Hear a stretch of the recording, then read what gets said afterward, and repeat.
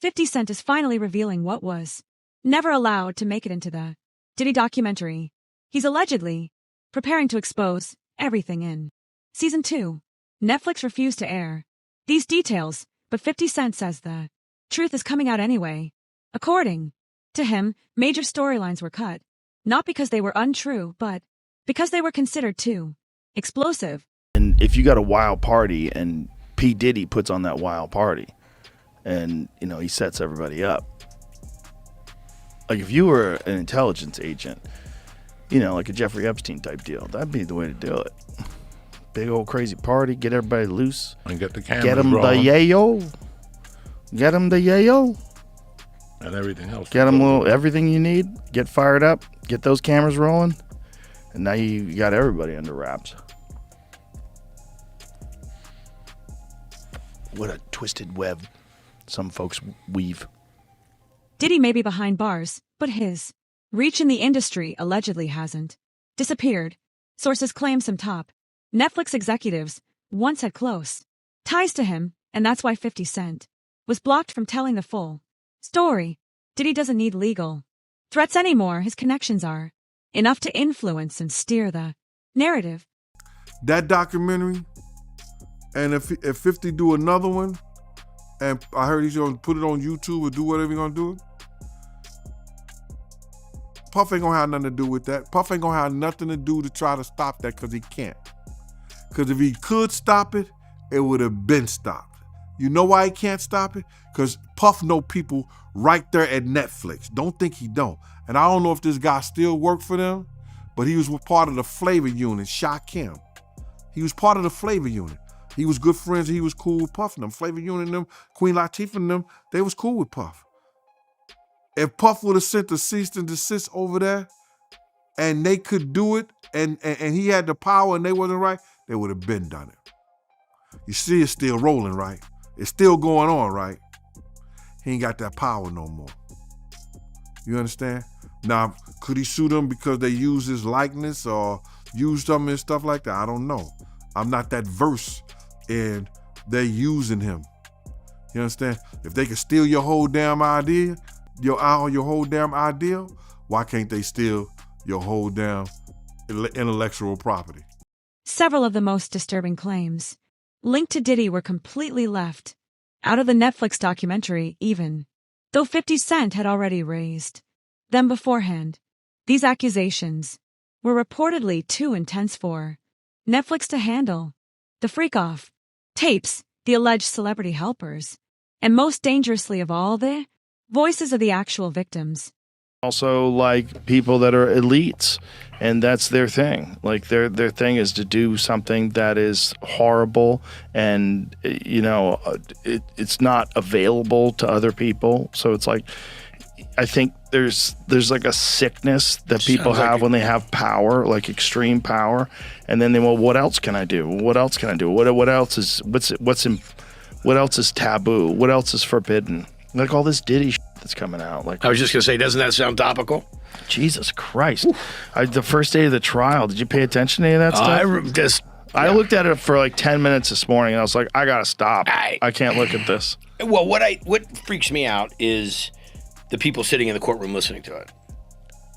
Right. And there's a wide spectrum of people that are getting subjected to it, and you just sit there and go, yeah, well, not only that, how about the fact that this guy was running this for decades?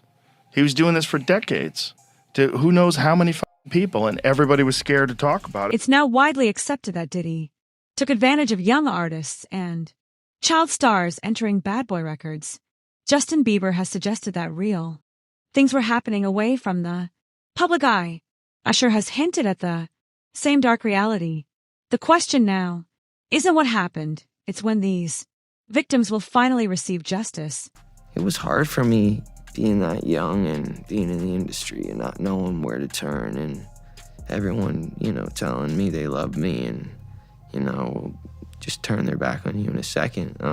So yeah, it's hard because I want her to know that, she can count on me. But at the end of the day, I'm never going to force myself to be in a relationship with her. It has to be natural, right? So I just kind of, let her do her thing, and if she ever needs me, I'm gonna be here for her. But yeah, just protecting those moments, because people take for granted encounters, and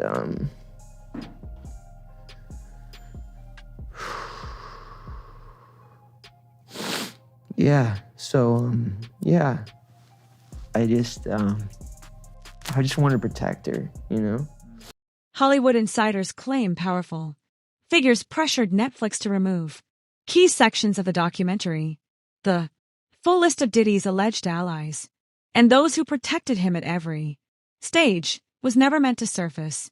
Sources say these edits weren't about storytelling. They were damage control.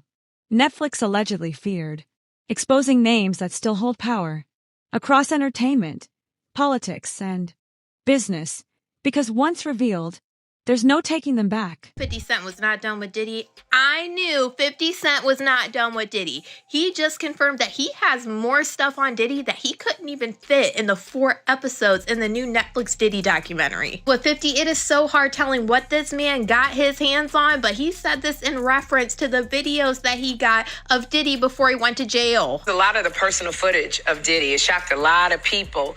And I know, 50, the way you run, this cannot be all that you have. Is there other stuff that you just have not shown? Yeah, well, everything couldn't make the... It was 4 episodes. Right. So it was a lot. You had to pick and choose things. And on top of him saying that he has more dirt on Diddy, he is also saying that more people came to him with allegations against Diddy that never made it into the Netflix documentary. With the anticipation, they ask him, are you going to make a second documentary and put it on Netflix since you have all of this stuff? And he says that he is about to put it on YouTube. With everything that was out and all of these people that were coming forward, have there been any new tips that you've gotten since it has been released? Well, yeah, everyone starts to feel a little more comfortable when they see other people telling their truth about it. Yeah. So, yeah, it's got to be something on YouTube coming. Yeah. No. I'm not gonna lie, I felt like certain things were left out of this documentary, but now to hear him confirming it and saying he still has more and this man is about to post them on YouTube, I can only imagine what we haven't seen yet. Okay, this is getting absolutely crazy. So yesterday we heard 50 Cent confirm that he does have more video footage of Diddy, and now he's saying he has 140 more hours of video footage of Diddy. Now in a post he made about this video footage, he is saying he has 140 hours, and he did it with a video where there was a man claiming that 50 Cent has video footage of Diddy doing alleged criminal activity, and this could possibly get him more time. And this is the post that 50 Cent made. Correct, 140 hours of footage. I don't understand why he filmed himself, but I'm glad he filmed himself. The people who are supporting him will be quiet very soon when more comes out. What 50 just came across in that secret little Diddy footage that he paid from the videographer that Diddy didn't pay, they are saying 50 has footage that will not only add more time to Diddy's sentence, but Diddy might not ever come out.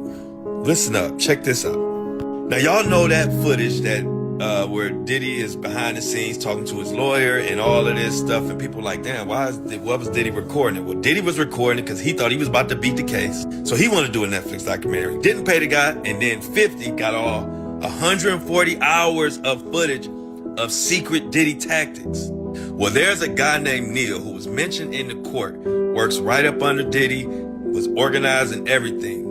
Allegedly, they are saying that he is on video, film, tampering with witnesses, giving out addresses, offering money, bribing, we'll pay for your lawyers, all kind of shit that could be counted as witness tampering, obstruction of justice. And 50, of all people, has his hands on this footage.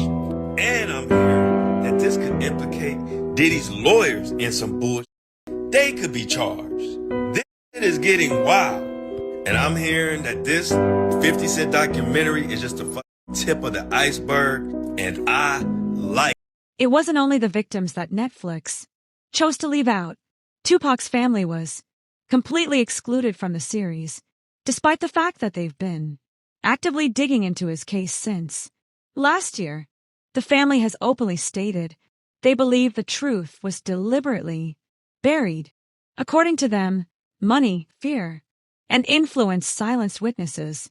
They've also questioned why major figures were never seriously investigated and why critical leads were ignored. None of that appeared in the Netflix documentary. I guess what I'm trying to figure out is like, people can go away. I mean, that's what people were saying, and maybe everybody's a conspiracy theorist now, but that's what people are saying about the Diddy situation. Like when the feds rolled up, with the fucking Hummers and shit, they were like, it wasn't about Diddy, it was about if there were tapes of powerful people there. Yeah. Oh, I'm sure. They were the ones that called. They're like, I need to protect myself, so go in there with all the things and rip any tapes or any evidence. Well, Prince Harry was hanging with Diddy. I mean, everybody hung with Diddy. That's the other tricky thing. Like, Diddy hung out with everybody. And I've spoken to a bunch of people who are like, yo, great dude, like, always there for you, never asked for a single thing. Till 1 a.m. And then freak off. Everybody says, get out of the house. Yeah. It's like the gremlins start eating after midnight.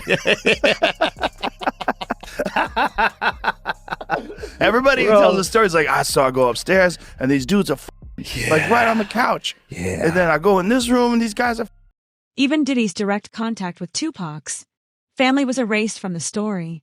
In October 2024, Moper Shakur appeared on Piers Morgan and censored and suggested there's far more happening behind the scenes than the public knows.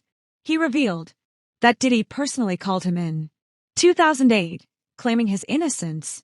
Moper's response was chilling. He said the truth still hasn't fully surfaced. Court TV has just confirmed that the family of Tupac Shakur is investigating a potential link between the murder of Tupac and Sean Diddy Combs. This coming from attorney Alex Spiro, who represents Tupac's family. Now, this investigation had been previously reported by unnamed sources, but earlier today, Spiro confirmed to our Court TV team that he and a team of investigators has been hired. Sean Combs allegedly had business dealings with Dwayne Keefe D. Davis, who will go on trial next March for the murder of Tupac. This was back in 1996. Some have speculated that Diddy ordered Tupac's death.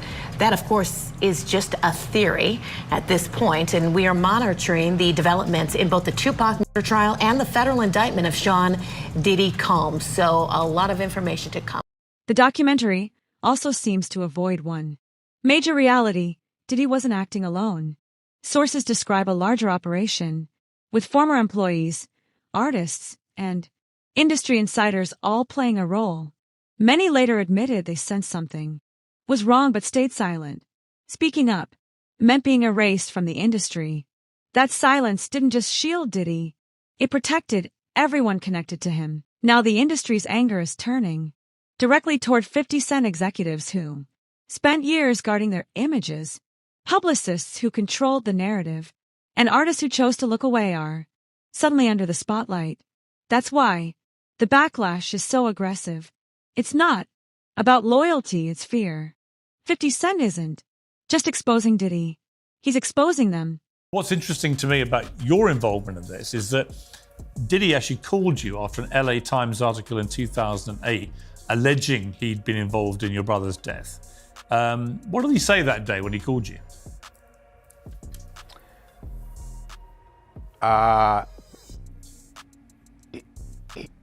He was in town. He was in LA at the time. He was on the radio. He asked a local DJ that we all know, Big Boy, to reach out to me because he wanted to speak to me about something. This is a few years after Pac's murder, and we all were familiar with all the rumors and stuff. I said, yeah, let me talk to him. So he called me, and I had my guys with me, Thug Life guys, and we heard what he had to say. He basically said he ain't have nothing to do with my brother's. And I told him the truth is still yet to come out, so we're gonna see. Here we are 27, 28 years later. Looks like there's some doubt in that statement. So, thus, along with all the other suspicions that people have, it was time for it to be investigated. In a statement at the time, Diddy declared, "This story is a lie," the LA Times story. "Neither I nor the late Notorious had any knowledge of any attack on Tupac before, during, or after it happened." Do you think that was an honest statement? My opinion is that I don't believe it was 100% honest statement. Diddy is reportedly threatening a billion-dollar lawsuit against both 50 Cent and Netflix, but insiders say it will never actually happen. Diddy knows that the moment he takes legal action, everything comes out. Every tape, every receipt, every piece of evidence 50 Cent has would be released publicly. And once that happens, there's no controlling the story anymore. All this is bigger than Diddy. It's bigger than Diddy, bro. Because you know who else they was doing investigation on during that whole time period? It was the mayor and the politicians in New York City. They turn around and give him the key to the city. All the mayor people that he brought on here in New York City are all resigning. They all resigning. People ain't gonna tie this together, but if you look at it, you have to say, because of Mayor Adams and his relationship with Diddy, it brought on the Southern District of New York to start investigating Diddy on civil lawsuits that was put against him. Because the feds is going after all these politicians in New York City. Yeah, the feds revealed that, anybody that, participated in any, criminal behavior at his freak-offs, they're going to pursue. Listen here.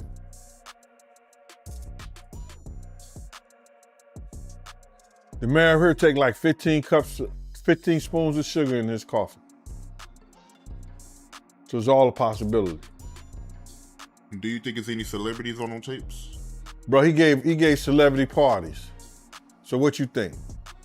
The rumors are that Diddy was running some kind of Epstein type deal where he was filming everybody, right? That's the rumors. Yeah, I don't know that there's any proof or anything other than that.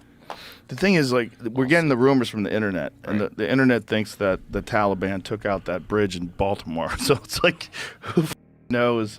Who knows what's real? That's what Diddy's lawyers, I think, said. It was like, yeah, these are just trumped up charges. Not trumped up, I don't think they said that, but like bullshit charges. Dude, when Homeland Security invades your house, you got problems with dudes with guns and body armor. Someone said that they weren't there to take stuff; they were there to delete everything. Like the real people that were in there, Oh, like that's the same funny. thing with Epstein. There was a lot going on, and then there's people that thought that Puffy was involved and Suge Knight was involved. Speaking of, I think Suge Knight's the one who said that thing I just thought of. What thing? About that they were there to delete stuff. Well, if he really was filming everybody, I mean, he had a lot of people at those parties, right? You know who said Luke from 2 Live Crew? Yeah, he said he was to leave early. Yeah, when Luke from 2 Live Crew is leaving early, like, you got a wild party. If what's happening is too f***ed up for Luke from 2 Live Crew? Like, check, please. There's so many different stories. 50 Cent isn't limiting this fight to documentaries anymore. He's prepared to take it all the way to the top. 50 has openly stated that if it ever came to it, he would personally reach out to President Trump to ensure Diddy never receives a pardon. He's made it clear this isn't just about exposure. It's about making sure there's no escape. Yeah, he got everybody going, man. He's getting a lot of backlash, man. Like, people are like mad at 50 for getting behind this thing. Well, see, the thing about it is that people are out there rabbit-ass mind.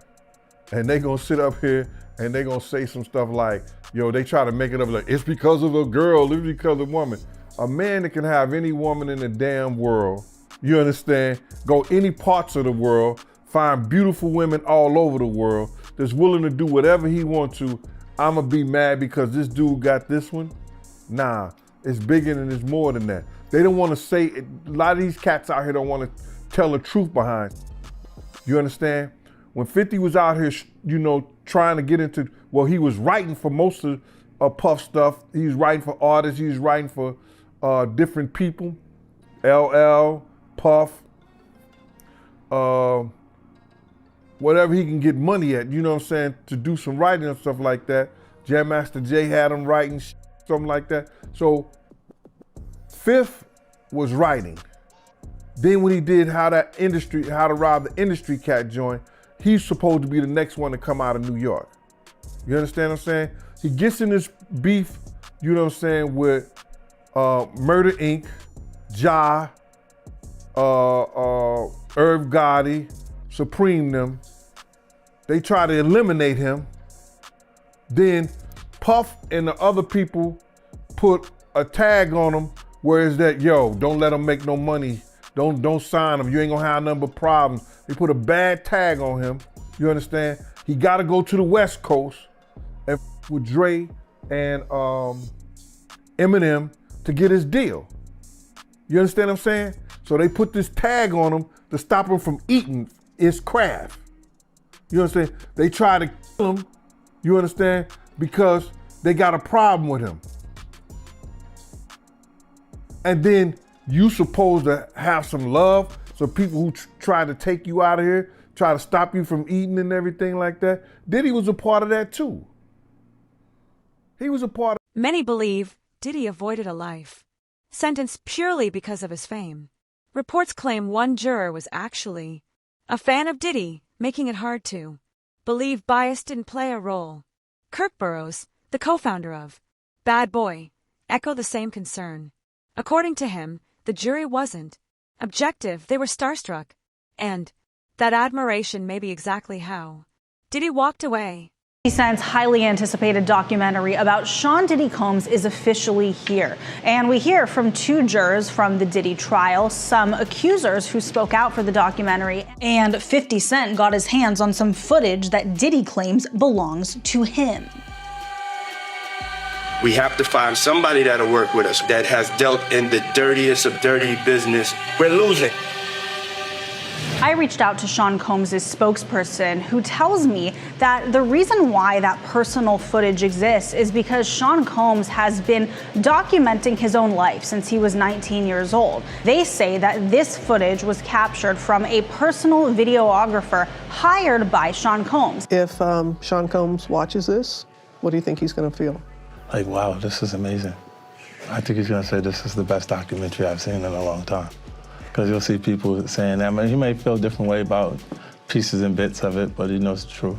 His lawyers even sent a cease and desist letter to Netflix, which I have obtained.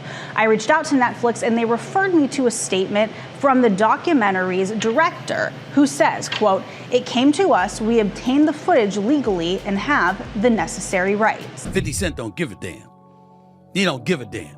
He literally is saying he's gonna reach out to Trump to remind Trump of the things that P. Diddy has said about him for the sole express purposes of making sure that Trump doesn't pardon Diddy in the event that Diddy gets convicted of sex, trafficking, and racketeering.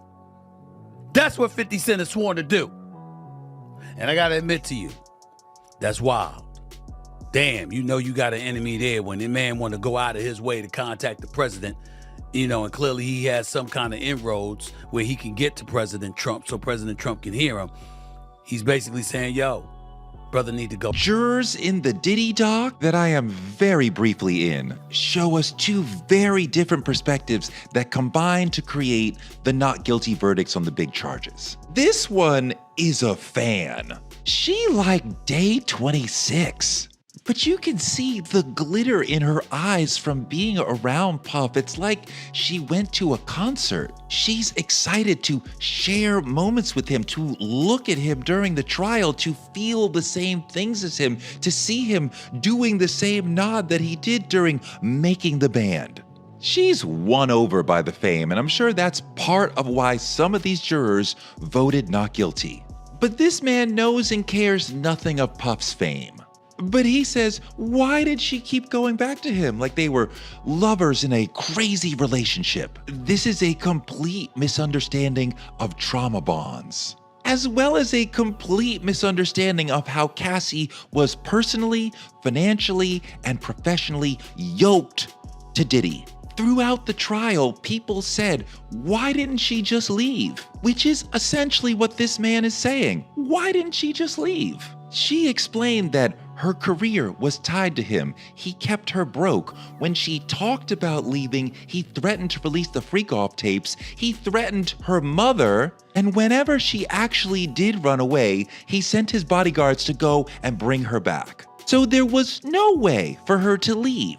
But y'all want to talk about why didn't she just leave? You can't have the luxury and the complaint. Trauma bonds are very difficult to understand. The 4-part series also features 2 jurors from Combs' trial who are speaking for the first time about how they reached their mixed verdict, finding Combs guilty of 2 prostitution offenses, but clear of racketeering and sex charges, both sharing their thoughts on the relationship between Combs and singer Cassie. Juror 75 describing them as 2 people in love, and Juror 160 saying in part, domestic violence wasn't one of the charges. Cassie, is she a victim in all this? I believe Cassie's a victim in all this because she came in as she's like 18, like 19 years old in the very beginning. After a while, over time, you condition for it. The goal of what the film is trying to do is to let the audience kind of come in to ask questions like, were their decisions colored by certain things, and who got the benefit of the doubt, in that courtroom? Do you think that hip-hop culture was on trial as much as Sean Combs was? Not all. Look, if I didn't say anything, you would interpret it as the hip-hop is fine with his behaviors. There's no one else being vocal. So you would look at it and just say, because that mind your business, or let me not say nothing about nothing, or those things, it would allow the entire culture to register as if they're for that behavior. If Sean Combs watches this, what do you think he's going to feel? Like, wow, this is amazing. I think he's going to say this is the best documentary I've seen in a long time. Because you'll see people saying that. I mean, he may feel a different way about pieces and bits of it, but he knows. Netflix may have refused to show the full truth, and the industry may be trying to silence the discussion. But the evidence is already out there. The leaks, the tapes, the testimonies. 50 Cent isn't backing down, and neither are the people demanding answers. The question now isn't just if Diddy will face justice, it's who else will be exposed when he does.